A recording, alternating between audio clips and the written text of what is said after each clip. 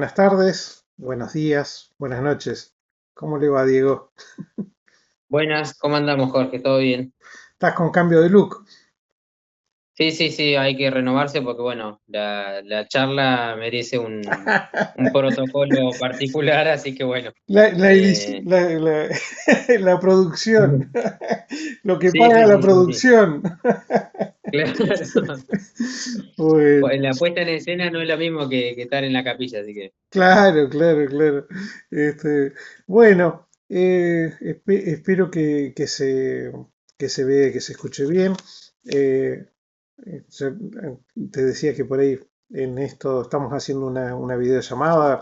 Diego está en Trelew y yo estoy en Comodoro Rivadavia y estamos filmando la novena entrega. ¿Eh? Bien. Este, Ahí, cuando lleguemos a la décima, explotará la audiencia porque vamos a darlo a conocer sobre todo a la familia que es grande, entonces esperamos que por lo menos suba a 100, qué sé yo. Sí, sí, Por sí. ahora vamos en 10, 20 visualizaciones, pero bueno, ahí va. ¿Eh? Este, ¿Quién dice que el día de mañana no te hagan entrevistas de los diarios? y sí, seguramente. Bueno, tenemos el microfonito, estamos grabando, vamos a ver si sale. Eh, bueno, en la entrega anterior estuvimos hablando sobre todo, como dijimos, en esta etapa de la familia de mi mamá, de la Ujú. familia Terán Zapata. Este, Estuvimos hablando entonces del tema de Gobernador Costa y de Río Pico, y de Río Pico específicamente de Las Mulas. La aldea de Las Mulas, que hoy es más conocido como Alto Río Pico, es donde se radica mi abuelo José Solio Terán, y ahí nace mi mamá y sus hermanos, ¿no? Este, que bueno, como dijimos, después también vamos a dar cuenta de... Y bueno, yo ahí un poco sobre el final, eh, te decía que en el libro que escribe Ernesto Marchiori sobre Gobernador Costa, que lo mostré la vez anterior y todo lo demás, hay una entrevista a mi tía, a Frasquita Terán. Frasquita era la hermana que le seguía a mi mamá y que vivió Ujú. hasta los 85 años. Y entonces, bueno, yo tuve oportunidad de conversar con ella y es un poco lo que mostré en alguna de las entregas anteriores. En este libro yo quería compartir un poco lo que ella dice eh, Sí. en el texto de las preguntas y lo que le dice. Y también quería, y lo tengo acá en la computadora, vamos a ver cómo sale, si se escucha bien y todo lo demás, pero que tiene que ver con este video sobre la historia de Nicolás Cayupul, que el video, digamos, tiene 30, estoy mirando, 35 minutos más o menos. No vamos a escuchar el Ujú. video completo, pero sí la referencia a esto que hace el bisnieto, yo dije nieto en la entrega anterior, y es el bisnieto de Nicolás Cayupul, este, en donde el video arranca con unas geólogas que van explicando desde cuándo hay rastros de existencia geológica y antropológica en Río Pico. Y bueno, y están Claro. hablando de más de 500 años de los restos que han encontrado. Pero bueno, después ahí yo lo voy a poner, lo vamos a escuchar, y si no se escucha bien para esto, lo edito y lo copio y pego. Pero bueno, que Claro. todos sepan que es la historia de Nicolás Cayupul, Alto Río Pico, Las Mulas, Los Cayupul, así figura, está en YouTube, y bueno, cualquiera lo puede ver. Y yo solamente quiero que podamos escuchar 2 minutos. Bien, bien, bien. ¿Por qué? Digamos, la referencia es mi abuelo José Sorio Puebla en ese lugar. Ese lugar que es Las Mulas, es donde está Cayupul. Ellos hacen referencia a que estaban los Terán. Mi tía cuenta algo sobre las mulas y estas dos cuestiones quiero que nos centremos hoy. ¿Eh? Claro, claro, claro, perfecto. Y te contaba ahí en la previa que estuve ahí mirando el programa de Mario Marquí en el camino, en donde entrevista a Marcelo Gavirati. Marcelo Gavirati es un investigador del CENPAT de Puerto Madryn, muy activo en todo lo que es la parte de la investigación histórica y esencialmente de los bandoleros. Él trabaja Ujú. mucho sobre la cuestión de los bandoleros, sobre todo la parte de los, eh, ¿cómo que se llaman? Los famosos bandoleros de Chorizac. Butch Cassidy, Ese, Bad Cassidy claro. y el Y otro Sandan Kid. es. Bueno, Ujú. bueno, entonces en esa entrevista, eh, Marquis, como hace habitualmente, va hasta Río Pico y va hasta donde está la tumba de los pistoleros y son las imágenes que yo subo de la cruz, en donde tiene de un lado de la cruz dice Evans y del otro lado dice Wilson. Los dos pistoleros que fueron los que, entre otras cosas, secuestraron y mantuvieron eh, rehén a un estanciero de la zona, que es Sotero. Ujú. Los mata la fronteriza es la policía fronteriza, y bueno, esto es un poco lo que muestra él y yo tomo esas imágenes, pero esto como para poder pintar que la zona en donde pobló mi abuelo era una zona en donde tenía gran actividad la fronteriza, gran actividad los bandoleros, y también los bandoleros, eso ya lo digo yo, que no eran registrados como tales, que son, bueno, Sociedad Anónima, Brown, eh, Sí, sí, sí, sí. los otros que Los se quedaban bandoleros con de Galera y eso, Frac. los Ujú. bandoleros que venían de la mano de Rock. Pero bueno, eso ya es una cuestión de opinión mía, así que no comprometo a Claro, nadie sí, con eso. sí.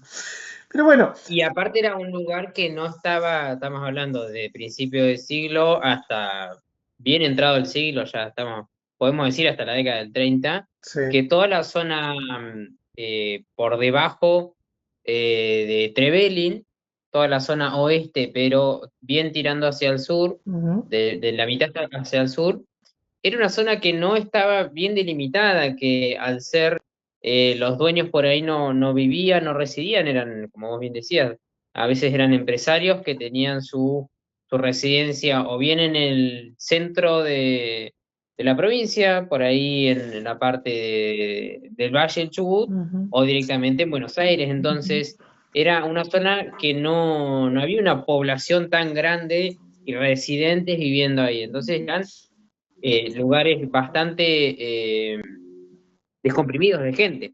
sí, sí, sí. Era, Y esto, digamos, bueno, era carne fresca para algunos que querían hacer algunos negocios. sí, sí, y era, digamos, todas las historias de relatos que yo he leído o he visto, es el lejano oeste, o sea, es tal cual el lejano oeste, nada más que no tenemos las filmaciones, digamos, o las Ujú. películas del lejano oeste como, por lo menos yo no las conozco, ¿no? Como las de Estados Unidos, pero bueno, más o menos esto como para relatar. Em, en el libro este de Gobernador Costa, concretamente, en la página 226, está la entrevista que le hacen a Frasquita Terán. Yo reitero, Frasquita no es un apodo, Frasquita es un nombre, no es un diminutivo, no es como se usa ahora de cortar, ese es el nombre de mi tía y después ya vamos a contar, es el nombre también de su tía, o sea, de la hermana de mi abuelo, que era la Ujú, monja que estaba en Chile, ¿no? Que es la que encontré. Bueno, y acá dice que la señora Frasquita Centeral se encontraba en esos días en Gobernador Costa y le pregunta quién es el primero de los Terán que llega a Río Pico. Mi papá, dice Frasquita. ujú. José Solio Terán. Él vino trabajando con unos ingenieros de la Comisión de Límites. Era de San Juan. Para 1908 o 1910 ya estaba en la zona. Vivió hasta los 82 años, que bueno, ahí hay un error, digamos que el acta de defunción no da 82 años. Pues después vamos a ponerla, pero digamos, es lo que ella se acordaba. Claro, Eh, sí. Mi mamá se llamaba Natalia y, y ellos se le fallecieron los primeros tres hijos. Ella era del Limay, dice, del Limay, ¿no?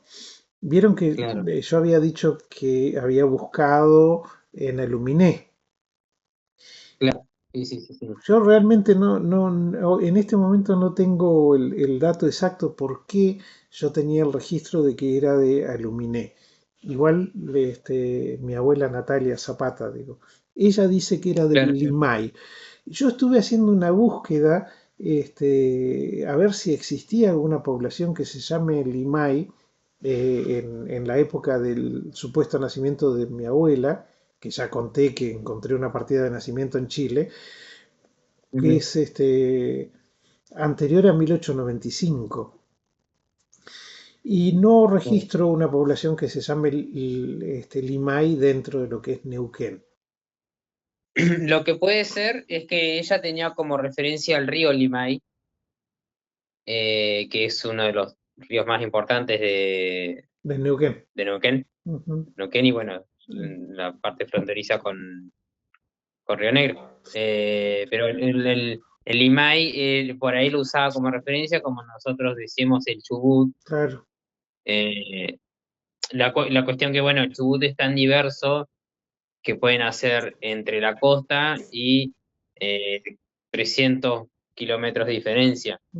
Por ahí en el Limay era una referencia muy, muy amplia. Y también recordemos que Ujú. esto tiene que ver con una entrevista que le hacen y ella cuenta, no, calculo que no con el documento en la mano. Claro, Yo sí, voy sí, a, sí. voy Aparte, a, cuánta información contaba corroborada también claro, en ese momento. sí, sí, así que bueno, yo voy a mirar esto, porque bueno, es un dato de lo que yo decía, o no es exacto, o digamos el dato que yo tenía era equivocado, de que había nacido en Claro, Alumine. De cualquier manera, todo esto tiene que ver con la búsqueda, y hay cosas que se encuentran, hay cosas que son exactas y hay cosas que ujú. seguiremos con la duda. Sí, claro. ¿Eh? Este, Ujú. bueno, pero ahí tenemos que corrobora los nombres de sus padres, que era del Limay, eh, y dice que se conocieron allí. O sea, supuestamente sus padres se conocieron en el Limay. Ujú. Ellos eh, se casaron, vinieron al juzgado de San Martín, que según contaban en esa época, el edificio era de adobe con techo de paja. Teníamos unos parientes Terán por paso de indios, pero nunca nos tratamos. Estos son los que yo referencio de que son los Terán de paso de indio, eh, que bueno, hay, digamos, poblaron toda la zona y tienen todo también una familia que se desarrolla entre Leu, pero no nos conocemos. Este, Claro. y que en la búsqueda tuya vos encontraste como a esa rama de los Terán como españoles. No sé si recordás. Claro, sí, sí, Era cónsul español, el Terán ese. el Terán que yo que yo he visto es Pedro Terán que figura como español, pero el artículo es un artículo muy poco y que por ahí la información no era del todo precisa, Ujú.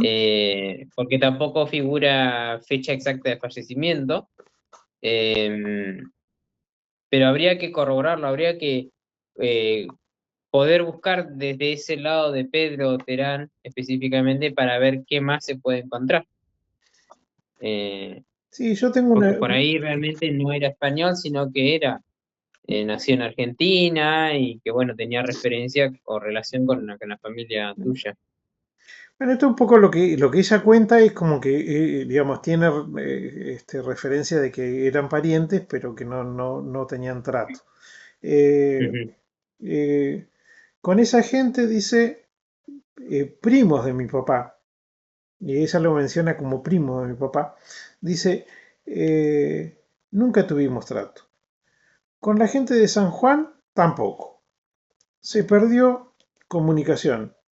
Mi papá falleció en el año 1938, tenía 86 años, debió nacer por 1852. O sea, en esto de debió nacer y los 82 años, da cuenta de que estaba haciendo memoria, estaba recordando en el momento que Ernesto Claro. le hace la entrevista. Este, y esto yo lo traigo porque es muy importante, porque después en el documento concreto, la fecha de nacimiento de la libreta de enrolamiento que la mostré es 1867. Este, Claro. y, y entonces no es 1852, no dan las cuentas, él muere Mm, con 70 y pico de años, no con 80 y pico de años. ¿Eh? claro. Este, Sí, sí, sí. pero esto está en un libro que se llama Gobernador Costa, que si uno lo que hace, no la conoce a Frasquita y toma esto como cierto, es como si toma como cierto esto que yo encontré. O sea, Ujú. lo que yo he encontrado hasta ahora, y lo dije en alguna entrega anterior, eh, es útil y es parte de mi búsqueda y de los datos que Ujú. encontré. Pero se pueden siempre encontrar otros datos y por eso esto no es la verdad absoluta. Siempre hay que tenerlo como, Claro. bueno, es un rastro y si encuentro un documento, que es lo que me pasó con la otra parte de la familia, que en la búsqueda de algo que había escrito William, por ejemplo, voy tirando del hilo y voy encontrando los documentos que él los plantea como dudas, como cosas que Claro. suponía. Bien, en este sentido digo lo mismo, está muy bueno porque los mismos datos que mi tía me aporta después en documentación, que son los que yo muestro, la libreta de enrolamiento, Sí. la libreta de casamiento, las fechas son otras. La partida de Claro. Sí, defunción, sí. que me la aporta mi primo, este, eh, que yo también di cuenta de esto, el que fue a la escuela de las mulas, este, Ujú. ahí dice el año que murió y la edad que tenía. Así que bueno, Claro. digo, Sí, sí, sí. esto como para contar Sí, de la referencia. Sí, Diego. porque también hay que ver con qué lejanía de tiempo se le hizo la entrevista a ella, a Frasquita, Sí, que por ahí era eso, de cómo uno, por ahí los datos precisos, si yo ahora te pregunto cuándo nació tu papá, vos lo tenés el dato preciso del año exacto y claro. la fecha por ahí. Ujú, Pero pasado el tiempo, por ujú, ahí las circunstancias, no sé si la memoria, eh, no digo que le jugaba una mala pasada a Frasquita, pero por ahí, al no tener el dato preciso, no tenían la documentación, el no haber tenido una conversación específicamente de eso, ujú, hizo que los datos puedan ser erróneos. Ha pasado en tiempos actuales de que he hablado con gente joven, de 30, 40 años, que le pregunto datos de su abuelo, de sus abuelos, y no conocen mucho, dicen, claro. bueno, creo que nació en el año tal, y Ujú, vos fíjate que estamos hablando bien siglo XX, donde ya hay una administración claro, claro, corroborada. claro.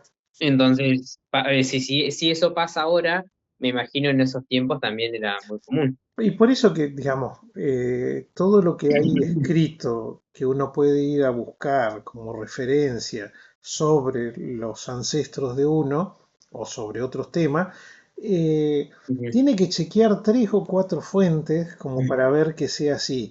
En esto el ejemplo es Harriet, mi Ujú. tatarabuela, que nace como Harriet Haycock. Hay, inclusive en Inglaterra, tiene datos de nacimiento, de fechas, que inclusive ella va diciendo fechas equivocadas y termina siendo Harriet Walker, Harriet Jones y termina muriendo como Enriqueta Jones. W, claro, Enriqueta sí, sí, sí, W. sí. Jones. Entonces digo, todas estas cosas son las que suceden en la vida de una persona. Esto en el siglo XIX, en el siglo XX hay una serie de cuestiones que son inexactas con respecto a la fecha. Sí, Por eso hay que buscar, desde mi punto de vista, 2 o 3 fuentes que corroboren que esto es así. Entonces, la idea de compartir el texto de lo que ella dice es porque es el testimonio de ella, lo cual claro, no sí, quiere sí, sí, decir sí. que sea verdad porque ella no lo conoció a su papá. O sea, tenía creo que 4 o 5 años cuando su papá murió. Entonces, no, Claro, el único registro de su papá es lo que le contaron. ¿Sí? claro. Sí, Entonces, sí, en sí. esto que le contaron, el tema de que llegó con los ingenieros de la Comisión de Límites es un dato que yo no pude corroborar hasta este momento. Que estoy buscando, Claro. eso sí, a ver si en algún momento logro encontrar que llegó en ese momento. Pero tenemos que entre 1908 y 1910 él estaba en la zona. Eso no sé. Después le pregunta cuál es el oficio, dice, de su padre. Dice la ganadería. Él tenía 100 hectáreas. Allí fue donde sembró. Poco después se enfermó y quedó minusválido. Ahí entonces, digamos que se complicó todo y todo se vino abajo. ¿De qué parte de Río Pico, en qué parte de Río Pico vivieron? Le pregunta Ernesto. En Alto Río Pico, de las Mulas, dice. Más para acá. En lo de Danil. Danil, si uno registra, hay un Danil que tenía un campo. Lo de Danil, Ujú. dice. Dice que ahora es de los Gonzalo. Los Gonzalos son muy conocidos ahí en la zona, en los campos actualmente. Inclusive tienen Sí. premios en la sociedad rural y todo lo demás. Este, enfrente, cerca de un puente donde se ve una arboleda, dice. Bueno, allí era la población de mi papá. Éramos muy amigos de los Cayupul. Esto lo dice ella Mira. en el libro, ¿no? Conocí a todos. El padre no. Pero dice la viejita y yo, este, era bastante chica, pero la alcancé a conocer. La esposa de Cayupul fue la digamos, la que desarrolló todo el tiempo, digamos, el campo, la crianza de los hijos. Creo que María se llama. Ahora vamos a escuchar a ver qué nos cuentan de eso. Dice, pero mi mamá trató con todos. A Desiderio, a la viuda, Gueraleo, Ujú. que me parece que aún vive, dice en Comodoro Rivadavia. A la señora Ana, bueno, es un apellido alemán. Ella está ahí en el video. Doña Mm. Gil, que vi en una oportunidad. Y dice, ¿sus vecinos eran los Villafañe? Le pregunta Ernesto. Yo conocí, Claro. dicen las mulas, a don Huberto Villafañe.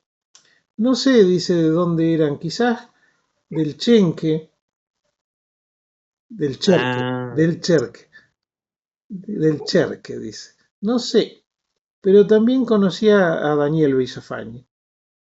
Y a los Monsalvo, y bueno, y así le va preguntando, después yo voy a poner Ujú, la página, le va preguntando, y en un momento ella le pregunta si habían sembrado, y dice, los alemanes sembraban. O sea que hace referencia a los alemanes que estaban en la zona. Eh, ujú, pero bueno, esto, digamos, la referencia que en la vez anterior yo hacía de los Cayupul y el vecindario y el conocimiento de ellos, uno y otro se referencian en este video que vamos ahora a mirar y a escuchar. Ellos cuentan de que entre los que estaban en la aldea estaban los Terán, y mi tía que murió, mi tía hace 10 años que murió, esto debe tener 20 años, el libro, más o menos. Entonces, digo, eh, la cuestión de los testimonios, hay dos testimonios que indican que José Solio estaba en las mulas en ese momento, ujú. pero también encuentro en el libro de Terraza, de Baldomero Terraza, Los cóndores fueron testigos, se llama, él cuando cuenta del Río Pico y relata a todos los que conoció, lo nombra también a José Solio. O sea, Ah, mira. como parte de los que eran pobladores originarios de la zona de las mulas. Así que bueno, es como el último dato que encuentro, y esto también lo voy a compartir,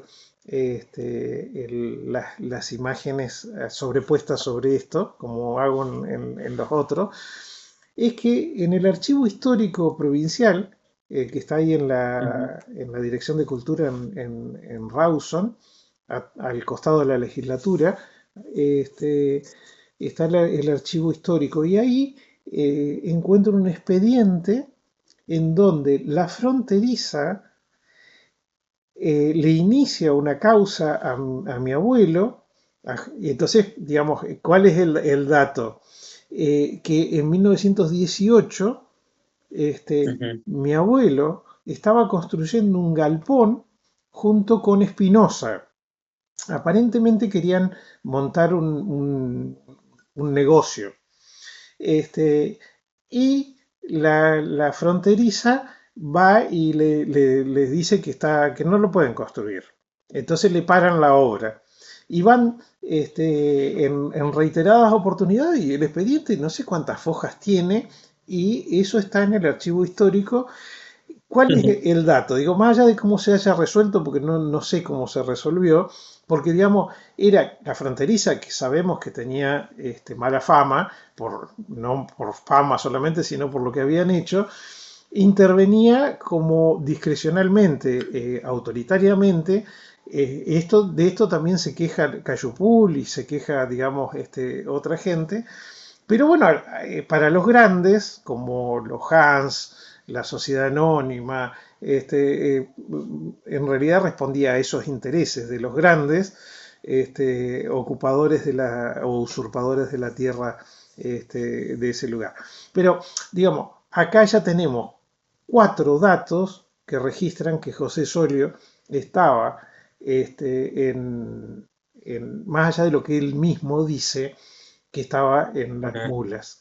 Está el testimonio de Cayupul, está el testimonio de mi tía Frasquita, está el testimonio de Baldomero Terraza en su libro, está en el archivo histórico, y mi abuelo, José Solio, le escribe a el director de tierra solicitando la propiedad de la tierra o algunas hectáreas, pero esto ya en 1928.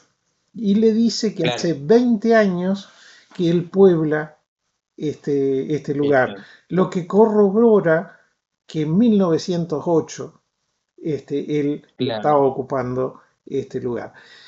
Y en esto puede ser que haya llegado trabajando con la Comisión de Límites, y que desde ese trabajo haya quedado poblando ese campo, que él lo señala como la legua 24, fracción D, en la carta que le hace al director de tierra. Pero también Claro. para poder ubicar un poco lo que es el tema de Río Pico, yo quería compartir estos 2 o 3 minutos de este video de Cayupul, que me parece interesante como para que el resto de la gente que pueda ver y que no ubique Río Pico, pueda tener como una idea de lo que fue Río Pico en su inicio, después de que Roca eh, interviene, mata y corre a la población originaria y esta zona se repuebla. ¿Sí? Ujú. Hacia finales del siglo XIX, después de la conquista al desierto, se reorganizaron los territorios patagónicos y se poblaron nuevamente. En Chepinel, Nicolás Cayupul, Akunt Fachi, Omeo, Pensen, Cipanto. A comienzos del siglo XX, ahí se suman otros pobladores al lugar, también de origen mapuche tehuelche, y estos pobladores van a ser testigos del paso, por ejemplo, de integrantes de la Comisión de Límites en 1902, y estos pobladores también van a ser testigos de otro suceso o hecho que marca la historia del lugar, que es el paso o el recorrido que hace el caballero alemán, en este caso William Valentin, con el propósito de crear una colonia alemana en el lugar, una colonia frustrada que no se va a dar, pero algunos alemanes igual se van a instalar en la zona. Lo que hace es relatar un libro muy interesante, en donde, bueno, va a escribir la relación que tuvo cuando pasó por la zona con diferentes pobladores que ya estaban establecidos en el lugar. La legislación nacional se actualiza y digamos, se hace más compleja quizás, y permite también, bueno, obviamente, la instalación, pero de manera precaria, de pobladores originarios en el lugar. Y acá aparece una figura importante que depende o va a depender del Estado Nacional, y son los famosos inspectores de tierra, ¿no? Los inspectores de tierras eran agentes del Estado argentino que tenían como tarea fundamental realizar informes acerca de lo que encontraban en la zona rural de Patagonia. Los informes que elaboraban constituyen una fuente histórica fundamental para poder analizar el discurso justamente que los agentes estatales tenían y cómo ese discurso operaba a favor de algunos que finalmente terminaban obteniendo los títulos de propiedad en las grandes estancias inglesas, nacionales o binacionales, como los capitales vinculados a la Anónima, las familias Brown, Menéndez, Betty, Olausen mismo. Hay incluso telegramas enviados por Nicolás Cayupul desde lo que hoy es José de San Martín, en donde, bueno, hace una denuncia de posibles presiones para que abandonara el campo, porque habían otros pobladores europeos interesados en ese campo, ¿no? Incluso Cayupul lo que menciona en este telegrama es la instalación, digamos, y la ocupación de otros pobladores en algunos potreros de lo que, bueno, el Estado le había facilitado. Los informantes no solo describían, sino que también de modo sumamente autoritario indicaban a los pobladores cómo tenían que vivir, cómo tenían que construir sus viviendas, cómo tenían que criar a sus animales, etcétera.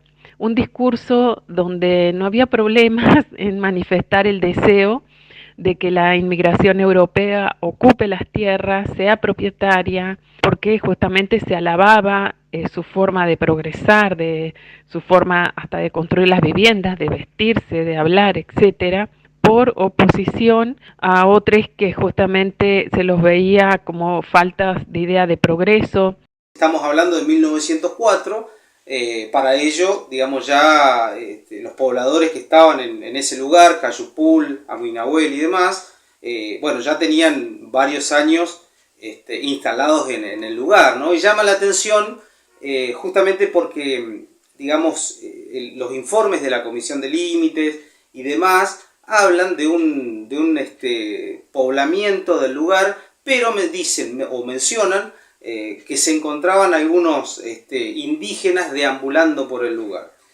Obviamente esto no es así según las fuentes, porque estos pobladores ya estaban instalados por lo menos hace 6 años atrás. Nicolás Cayupul tuvo una numerosa descendencia. Desiderio, el hijo mayor, había nacido en Teca en el año 1897. Los demás, Juana, nacida... Ahí empieza a contar sobre todos los hijos, que un poco, bueno, lo nombra Desiderio, que es el que mi tía dice que conoció y que lo había conocido. Pero bueno, un poco lo que a mí me interesaba era este relato, que es por eso digo, es un documental que yo sugiero que bueno, la gente que no llegue a ver y le interesa este tema, que lo vea completo, porque ahí relata, la que hablaba es Brígida Baeza. Brígida es una periodista de acá de Comodoro Rivadavia, pero que es de Gobernador Costa de Río Pico. Y Mónica, la hermana, no pude hacer contacto con ellas, las conozco a ambas, y quería ver si, porque escribieron sobre esto, de cómo era la relación de los inspectores de tierra con respecto a los que se querían asentar. Y ahí, yo, digamos, así como a Cayupul, digamos, bueno, él encima corría con la desventaja de que era mapuche y chileno. En el caso de mi abuelo, que figuraba como argentino, pero digamos todavía yo tengo mis dudas por el tema de su hermana que estaba en Chile, sus padres estaban en Chile, si realmente era o era argentino o no lo era. Pero también eran de la minoría, y la misma fronteriza, los mismos inspectores de tierra no eran, digamos, amigables, y él denuncia en algún momento también por telegrama desde San Martín, desde la localidad de San Martín, que creo que era Daniel, le estaba alambrando en el campo que él ocupaba. O sea, como que esto era como lo habitual en ese lejano oeste, en donde la vida no solamente era difícil y no tenía nada que ver con lo que es ahora, más allá de que el tránsito por la Ruta 40 es difícil por los pozos que hay, pero en ese momento era una cuestión de carros y se arreglaban las cosas con un autoritarismo muy grande, que bueno, ya vamos a mirar, pero creo que vos tenés algún dato de esto, de cómo actuaba la fronteriza, cómo actuaban los inspectores de tierra, cómo actuaban los grandes y los que estaban a favor de los grandes o trabajaban para los grandes, como la Anónima, Brown, Menéndez, bueno. Después, un poco la historia. Lo que yo quería contar un poco hoy, eran estos dos elementos que mi abuelo José Solio puebla en la zona de las Mulas, como otros minoritariamente en la primera década del siglo XX, en donde en esa primera década la zona de Río Pico es el lejano oeste, con bandoleros americanos y todos, que los matan, que los ultiman, bueno, toda esta historia que podemos ver en las películas del oeste, era en donde en 1927 una de las últimas de los hijos de José Solio, que es mi mamá, nace en ese territorio. Eh, bueno, seguiremos contando acerca de cada uno de los hermanos y todo lo demás, pero como yo les decía en algún momento, la intención no es mostrarles el árbol, sino poder contextualizar de lo que voy encontrando acerca de mi origen, que se emparenta con los de muchos, porque acá esto de los Cayupul es lo que me hace saber Sonia Cerantes, que es nieta de Cayupul y que también escribe un libro sobre las historias familiares. Este primo de ella, que hace un documental con testimonios de sus tías y de su abuela, y también están Brígida Baeza, que es una docente de la universidad y es periodista acá en Comodoro Rivadavia, y que sus orígenes se remontan a la zona de Gobernador Costa, Río Pico. O sea, como que hay mucho dato de algo que en general familiarmente no conocemos. Más allá de que yo viví algún tiempo en Gobernador Costa y he transitado la zona y he visto, pero es como que me asombro en estos descubrimientos que voy haciendo. ¿No? Ese era una persona, o sea, la familia Terán, por lo menos, era alguien de referencia, perdón, para muchos de los pobladores. Entonces, si vos decís, hay un testimonio de la hija escrito en un libro bastante moderno, llamémosle. Ujú, Hay un documento legal ujú, que está guardado en el archivo, y está en los relatos familiares de la familia Cayupul. ujú, Entonces, eso muestra cómo la intervención de parte del Estado argentino con empresarios, con terratenientes, con gente del poder local y nacional, como eso también en el relato en el relato discursivo, cómo podés ir empleándolo para ir eliminando y que la familia Terán haya desaparecido sin mucho prestigio, o sea, ujú. que no se haya tenido nada de memoria en Río Pico. Claro, Eh, eh, eso muestra cómo de a poco va perdiendo peso familiar, claro. Sí, que sí, por ahí bueno, lo vas a... seguramente en algunos, en algún tiempo más adelante, ya tengo planeado un viaje para poder ir a la aldea Las Mulas, que nunca fui, y al lugar en donde está la escuela. Eso hemos estado hablando en estos días con mi primo, que es el que hizo primer grado en la escuela. Así que bueno, vamos a ir en un par de meses más, y a ver si podemos encontrar el lugar en donde nacieron nuestros padres, en donde pobló José Solio y donde, bueno, después ese campo a su muerte fue vendido. Ujú, Y creo que fue vendido a Gonzalo, concretamente. Me parece que hay un claro. documento que de la venta, con algunas cuestiones de época, digamos, en cuanto a que mis tíos que terminan vendiendo el campo, mis tíos los mayores, terminan siendo peones de Gonzalo y de los terratenientes de la zona cuando venían de ser dueños, ¿no?